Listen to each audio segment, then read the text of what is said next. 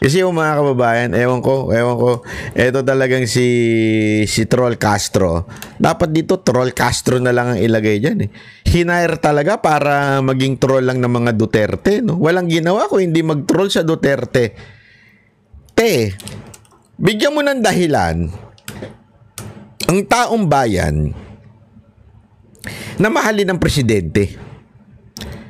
Huwag mong banatan ng mga Duterte. It's not helping the government. Kasi sinasabi mo, nag-react ka din nung sinasabi mo na dapat si VP Sara Duterte hindi nagsasabi na you have the right to hate the government. Parang ganyan, di ba? Yan ang sinasabi mo. Alam mo, you are the one giving people the reason to hate the government. Kaya nga, I think, Marcos, you should fire this girl. You should fire this person. Kasi the more she opens her mouth, the more na nagagalit ang tao sa'yo. That's the truth. Hindi nagagalit ang tao sa'yo per se dahil sa mga kalokohang ginagawa ng gobyernong ito, dahil sa tingin namin wala kang kwentang presidente. Oo, totoo yun. Pero nagagalit pa, umaapoy pa, ika nga, yung galit dahil sa mga sagot nitong spokesperson mo. Yan ang totoo. Alam mo, Miss Lisa, alam ko, may say ka naman sa mga appointment. Lalong nagagalit ang taong bayan sa asawa mo, tsaka sa'yo na rin. Dahil sa bibig nitong Castro na to. Hindi, pero sa akin, maganda yan.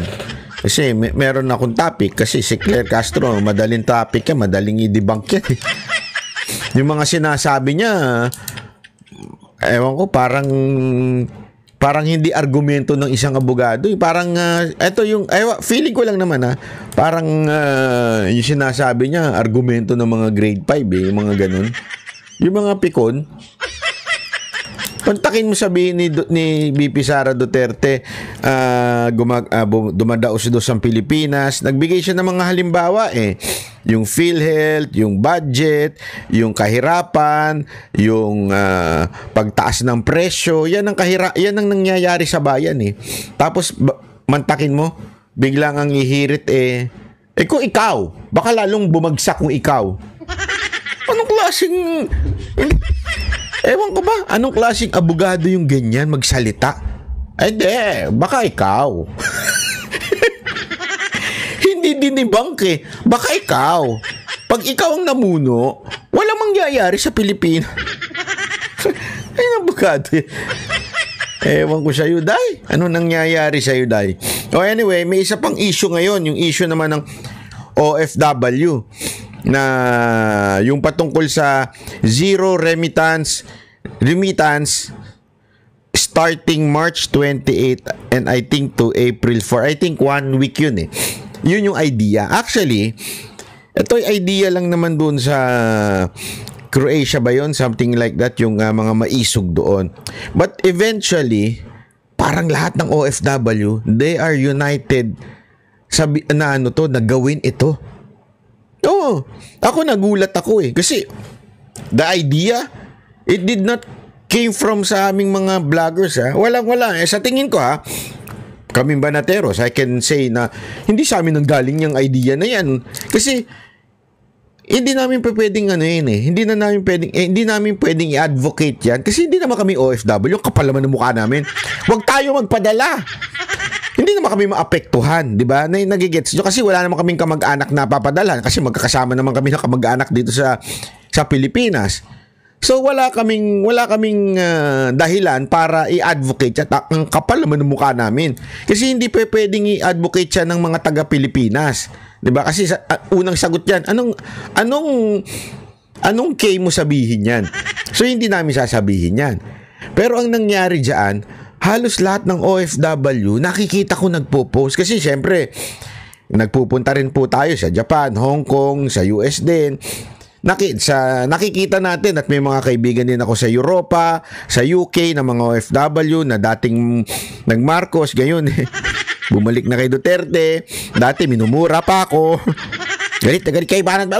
Banat Bay, ano ka na ngayon? Hindi ka Duterte. Hindi ka sumusunod kay Sara Duterte. Gumaganon-ganon pa sila sa akin dati. Galit na galit. Galit siya lang sa... Bakit ka dyan kay Isko? Bakit hindi kay Duterte? Di ba si Sara Duterte na kay Bongbong Marcos? Ganon. Galit na galit sa akin.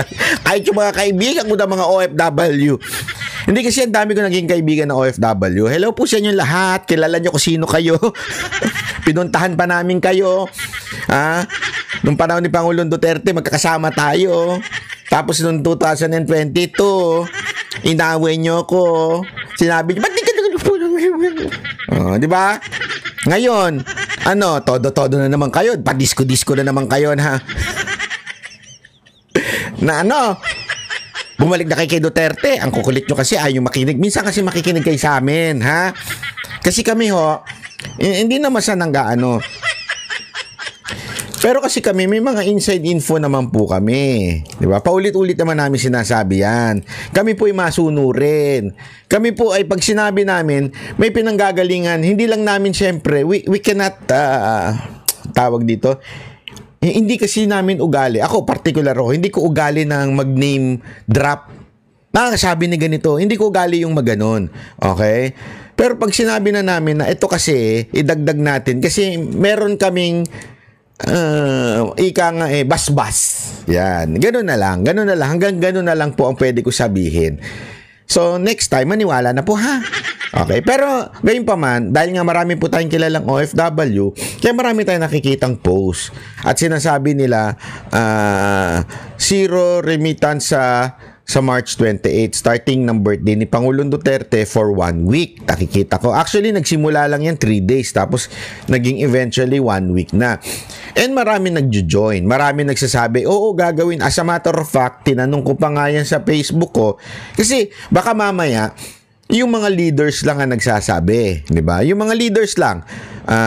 Malay nyo, yung mga leaders lang may gusto. Kasi malay nyo, may kaya naman yung mga pamilya nila na hindi naman sila nagpapadala. So, hindi ko alam. Kaya nga nagtanong ako sa Facebook ko. At, marami nagsabi, oo, join kami dyan. Kahit 1 week pa yan. O kahit hanggang makauwi pa si Duterte. O, di ba may mga ganyan-ganyan pa nagko-komento. Ako, hindi ko pwedeng komentuhan na, sige, gawin nyo yan. Kasi ang kapal naman ng mukha ko kung sasabihin ko, gawin nyo yan. Ako ba maghihirap kung gagawin nila? hindi ako apektado. Ibig sabihin, pag hindi sila nagpadala sa pamilya nila, baka naman ipahamak ko pa sila. Galit sa akin yung mga pamilya, sabihin ng mga pamilya sa akin, hoy, bakit mo ginanon yung aming mga nanay? Hirap na kami mag-boyfriend dito. Yung boyfriend namin walang pera. Yung nanay na lang namin inaasahan namin. Paano kami makakalandi niyan? Di ba yung mga ganyan? Ayoko naman masisi ako ng mga haliparot dyan. Di ba? Hindi, biro lang po. Pero yun ang katotohanan. Pero gayon pa man, ano ang take ko dito? First, this is a bold move. Ibig sabihin ito ay napakatinding move dahil this is not easy. Ito yung tinatawag na may epekto, ika nga. Yung galaw na to, may epekto sa buhay nila. Ito yung sinasabi mong kasi ganito lagi natin sinasabi ang OFW ang bayani. Lahat ng politiko sinasabi nila, OFW, bayani. Pero pag tapos na eleksyon, hindi na sila pinapansin. Diba?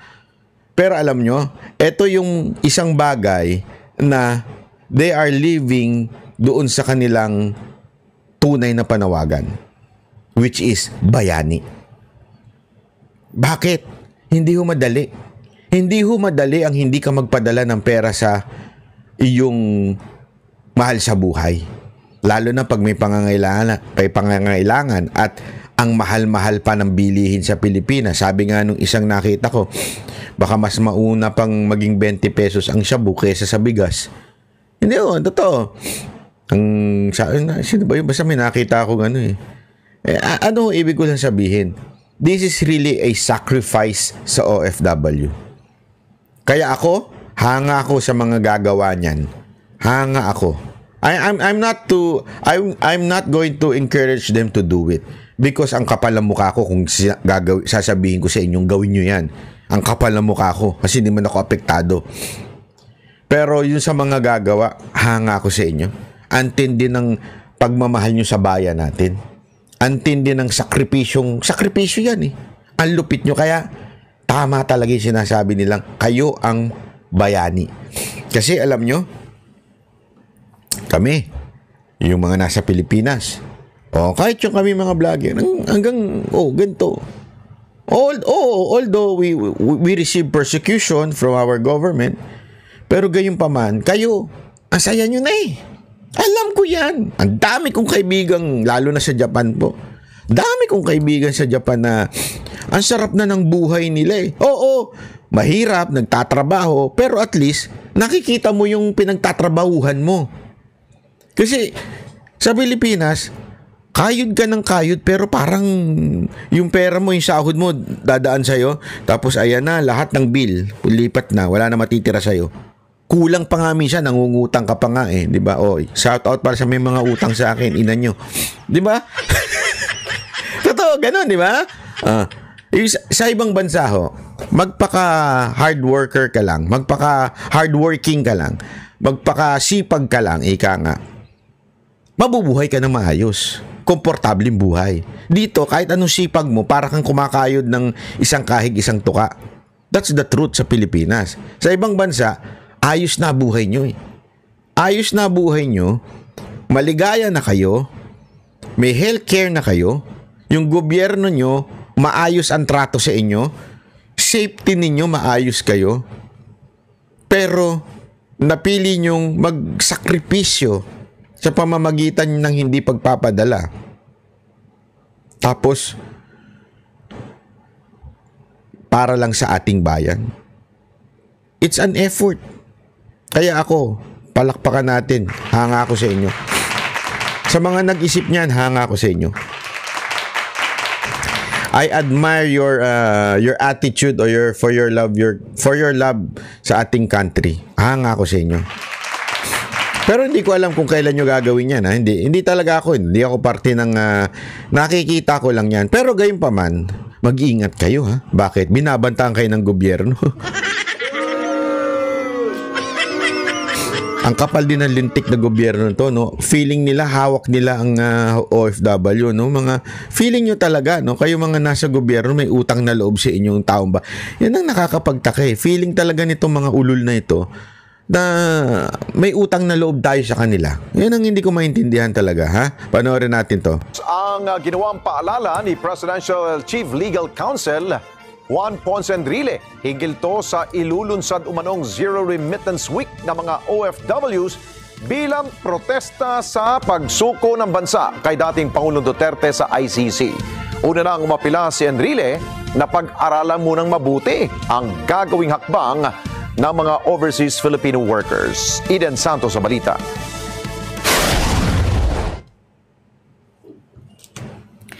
Umani ng kaliwat ka ng batikos si dating Senate President at Presidential Chief Legal Counsel Juan Ponce Enrile. Yan ay matapos mag-post sa kanyang FB account si Enrile at pinaalalahanan ang sinumang nagpayo sa mga OFW na suspindihin ang pagpapadala nila ng pera sa Pilipinas. Inihayag nitong Lunes ng mga OFW sa iba't ibang bansa sa Europa ang 1 week zero remittance simula sa March 28 hanggang April 4 bilang protesta sa ginawang pagsuko ng Marcos administration kay dating Pangulong Rodrigo Duterte sa International Criminal Court. Sinabi ni Enrile na kung ang ganitong payo ay susundin ng ilang OFW ay baka gumanti ang Kongreso at kanselahin o suspindihin ang mga pribilehyo sa buwis ng mga OFW na susunod sa payo. Grabing pagbabanta yun, ha? Ang lupit ng pagbabanta yun. Pagka baka kansilahin yung mga parang privilege. Tulad nung walang kakwenta-kwentang airport tax. Alam mo, sa totoo, ewan ko ha. Sa lahat ng napuntahan kong bansa, walang extra na airport tax. Hindi ko magets. Di ba dapat may tax ng sarili yan upon purchase mo ng ticket, Di ba kasi nagbabayad, una-una, bumili ka ng ticket. Yung airline, nagbayad ng tax yun. Nagbabayad ng parking, sa yung eroplano nila. Pagka nag-land yung eroplano nila, lahat binabayaran nila sa airport. And may tax yun. Ikaw, pag bumili ka ng ticket, nagpur-purchase ka, kinakargo rin sa iyo yung tax. Di ba? Pero bakit may sarili pang airport tax? Tapos, isipin mo sa buong mundo, ewan ko correct me if I'm wrong sa mga kababayan natin sa ibang mundo, wala akong alam na may airport tax. Tapos, tayo pa yung malakas mag-gano ng airport tax sa kabila ng tayo ang isa sa pinakapangit na airport sa buong mundo. Asan yung airport tax? Tapos ngayon, meron kayong kasi ang mga OFW libre. Alam ko libre yan Libre ang OFW sa airport tax parang ganyan. So parang isa yan daw sa mga pribilehiyong posibleng bawiin ng Kongreso pag tinuloy nyo itong no remittance day. Ang gago rin no? Ang gago rin Ila masasabi ko, ang gago rin talaga tuloy.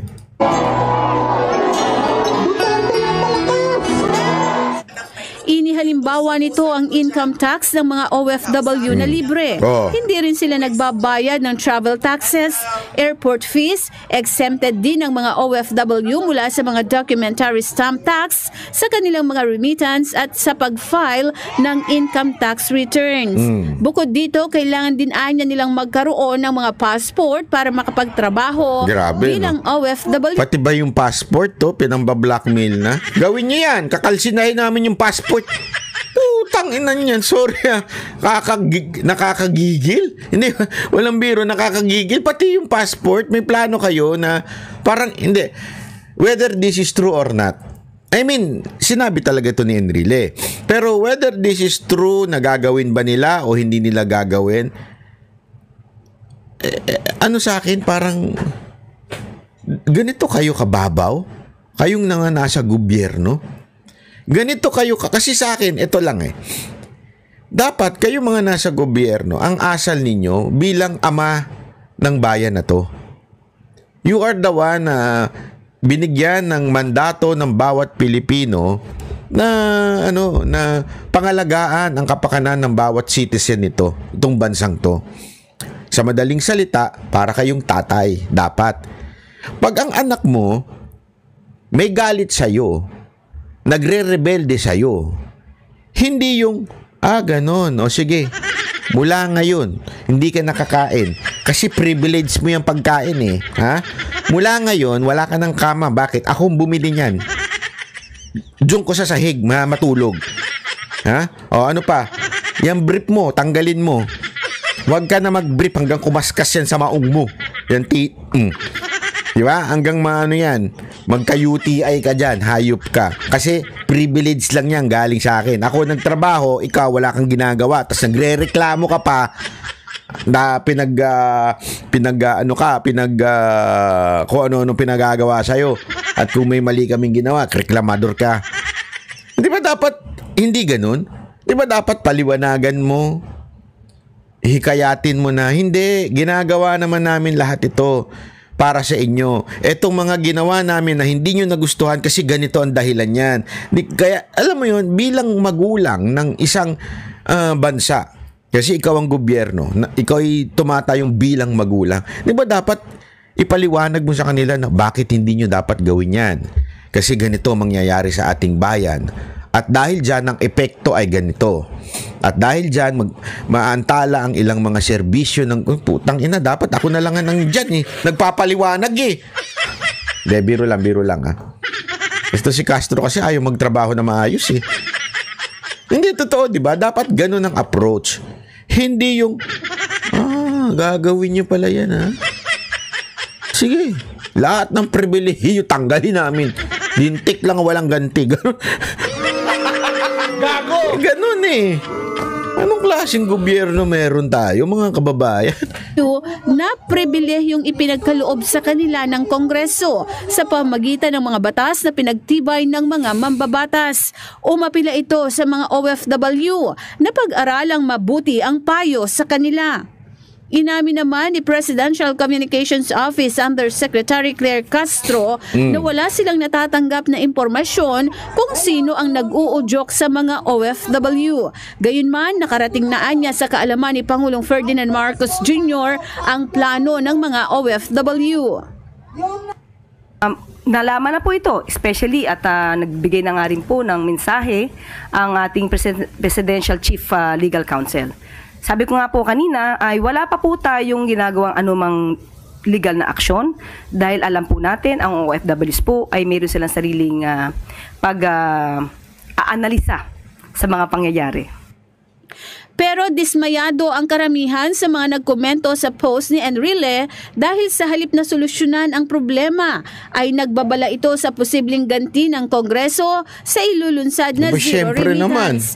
Iginiit ng mga nagkomento na karapatan ng mga OFW kung suspindihin ng 1 linggo o buwan ang suporta sa kanilang pamilya. Correct! Idiniin din ng mga ito na walang nagpayo sa kanila ukol sa zero remittance. Correct! Batay sa datos ng Bangko Sentral ng Pilipinas o BSP, umabot sa record high na 38.34 billion US dollars ang remittances ng mga OFW na ipinadala sa Pilipinas noong 2024. Mas mataas ng 3% mula sa 37.21 billion US dollars noong 2023. Kaya nga sabi po natin, mas maganda po sa lahat ng mga OFWs, hindi po tayo kalaban. Magkakakampi po tayo, pare-pareho po tayo mga Filipino. Siguro magmasid lamang sila at iwasan na maniwala sa mga fake news na naman. Dahil kung sila po... Pag hindi aayon sa kanilang kwento, script, fake news na naman. Yan lang ang kaya nilang sabihin eh. Fake news. Hindi nila anuhin. Alam nyo, kasi sabi nga nung isa, nakita ko, ano yan eh, dapat instead of sinasabihan yung fake news, yung mga fake news, dapat ikinukorek ninyo. 'Di ba?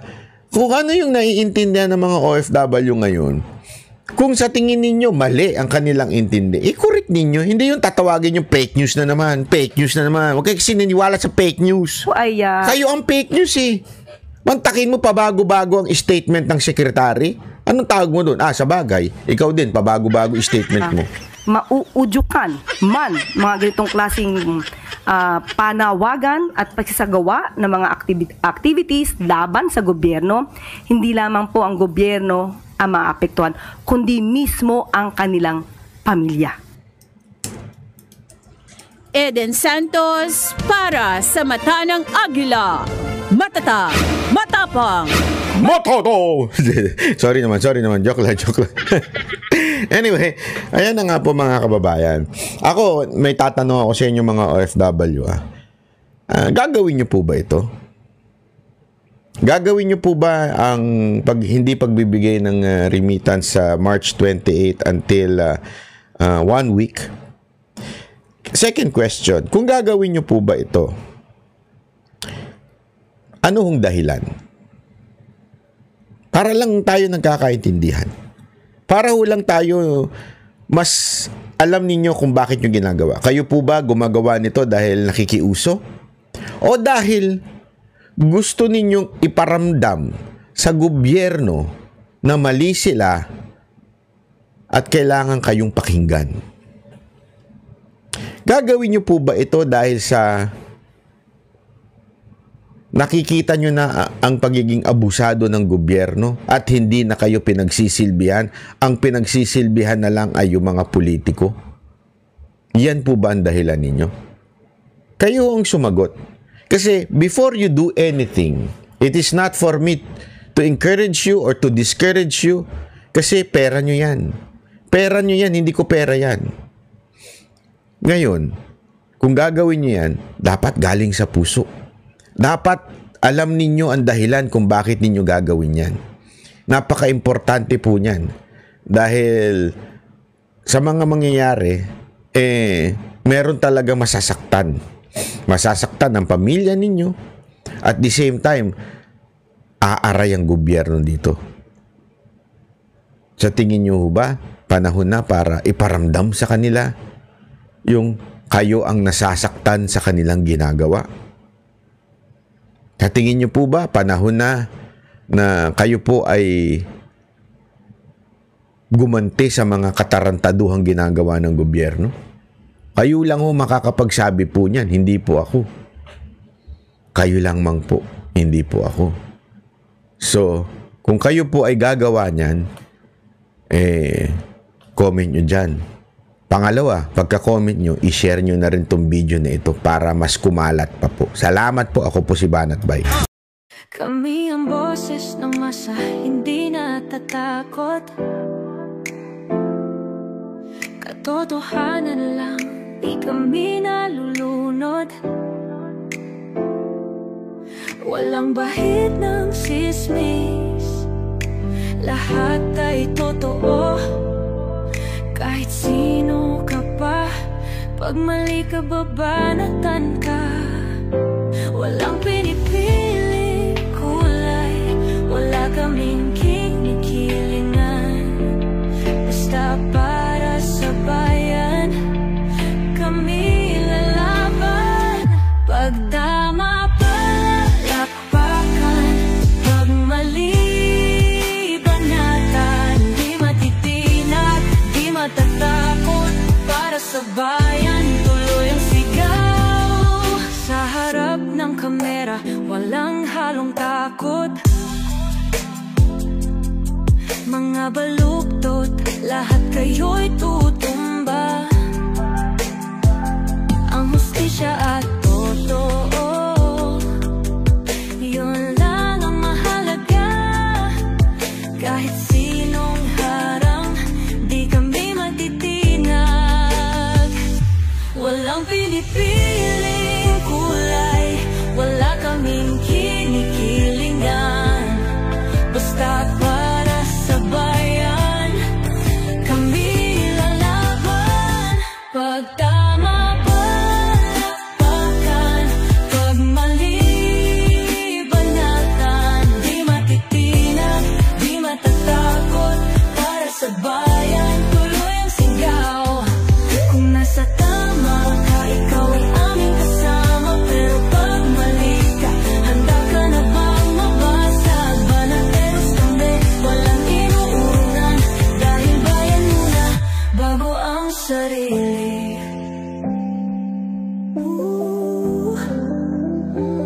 Bago ang sarili.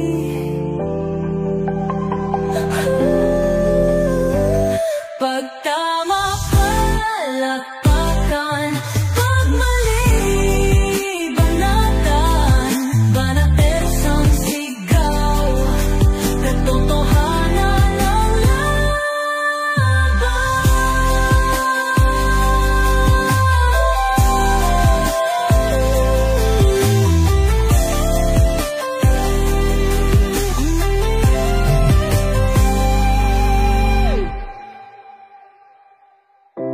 Sa harap ng kamera, wala